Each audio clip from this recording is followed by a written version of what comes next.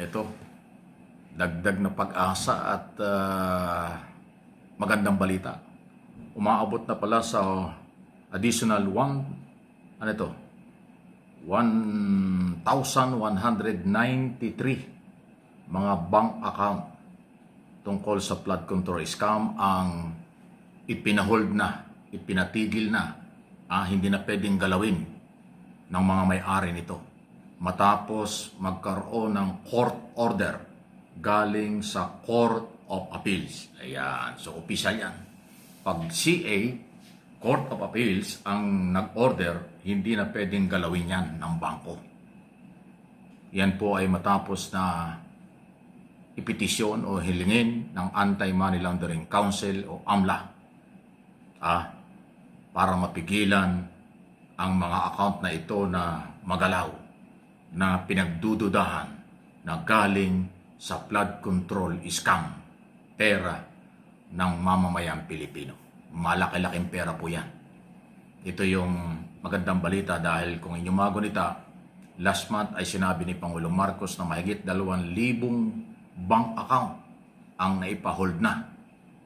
Hindi na pwedeng galawin. Ito additional 1,193. So ibig sabihin, tuloy-tuloy ang galaw ng AMLA at ugnayan sa Court of Appeals para mabawi ang perang ito.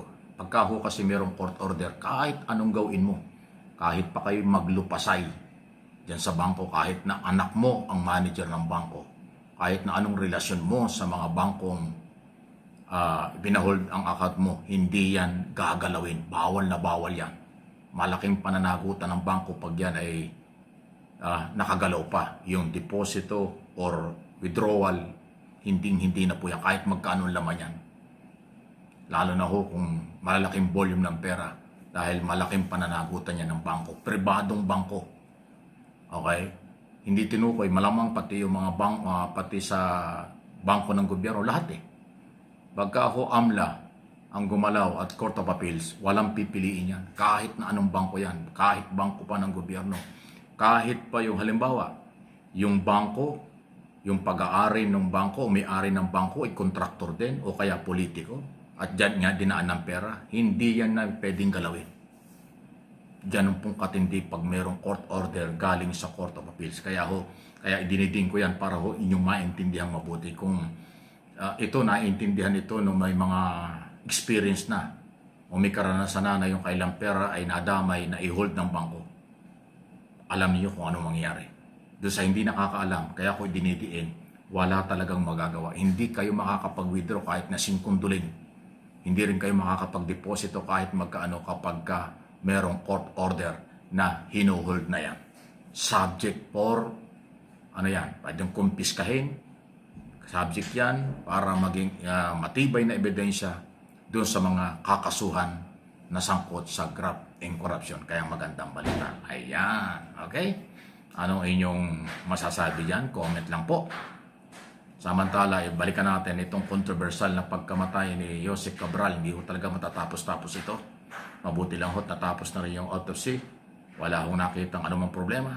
Mananahimik na kaya ang kanyang pamilya rito? Mananahimik na kaya ang isyong ito? Hindi pa rin. Kasi marami hong naiwan na tanong na dapat sagutin. Maraming naiwang statement at pahayag na dapat sundan sa malalim mga investigasyon dito. Nakakalungkot, pasintabi na sa pamilya ni Cabral. Hindi lang ngayon sa isyu ng flood control siya nababanggit. Pati dun sa di umano'y silang may-ari ng hotel dyan sa Baguio na kanyang tinirahan. Na kanila daw di umanong ibinenta sa mga politiko na tinukoy na ni Secretary Rimulya ng Department of Interior and Local Government at sinabing siya may dokumento kung sino ang may-ari nito. At ngayon lang taong ito nagkabintahan. Pag-aari pala ng pamilyang Cabral ang bangkong ang hotel na ito, tapos nabenta sa politiko ng nalaking pera. Saan galing yung pera? 2.5 billion pesos umano ang halaga ng hotel. Kaya talagang maraming tanong, maraming dapat pa rin malaman. Siyempre masakit yan sa pamilya ng Cabral na wala na ngayong mahal nila sa buhay. Controversial pa.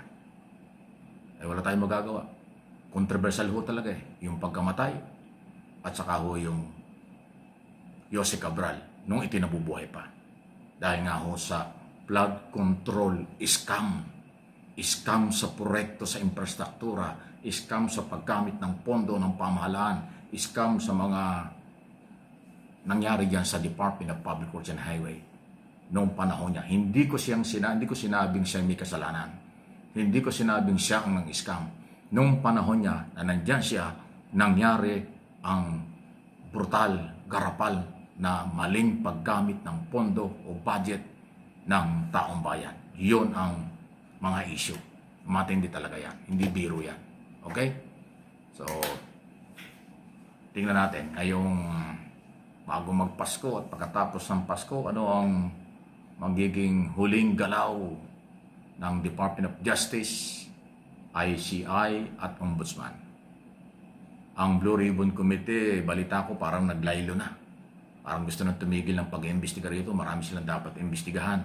Yung Kongreso naman nakakabingi yung katahimikan nila. Nung kailang mga komite, dati ang tatapang ng kailang mga congressman at mga komite na nag-iimbestiga sa mga di umani korupsyon.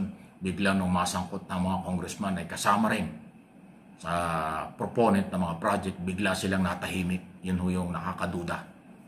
O kayong mga congressman, bakit kayo pumapayag na tahimik yung Kongreso sa isong ito? Pinagdududahan ng kayo ay may sabwatan. Pinagdududahan ng kayo merong gustong pagtakpan.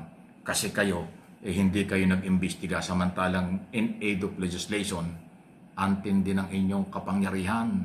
Nasaan yung kapangyarihan yan? Pagkakasamahan ang dapat imbestigahan. Nasaan ang inyong tapang at kapangyarihan kapag pera ng bayan ang pinag-uusapan? Nung una, okay. Bakit ngayon ibang-iba na kayo? Nagtatanong lang po. Kayo ay kinatawan ng marginalized sector. Kayo ay kinatawan ng hindi naman marginalized, pero kayo party list. Kayo ay congressman ng bawat distrito. Nasaan na yung House of the People? Pag sinabing House of Representatives, House of the People, kinatawan ng taong bayan, bakit biglang nakakabingi ang katahimikan nyo bilang kinatawan ng mamamayan sa Kongreso sa isyu ng anomalya, sa isyu ng proponent ng mga project sa ating pamahalaan, sa DPWH at iba pa. Ayun lang yun di ba? Mas lumalabas ngayon congressman abusado, congressman sinuspinde, congressman ng Batok, si Richard Gomez, at kung ano-ano mga nangyayari dyan. Yung maliliit na mga bagay lumalaki kasi hindi naman nila trabaho ginawa nila. Ay nako, nasa na ang Kongreso ng mamamayan? Hinahanap po ng mamamayan. Magparamdam kayo.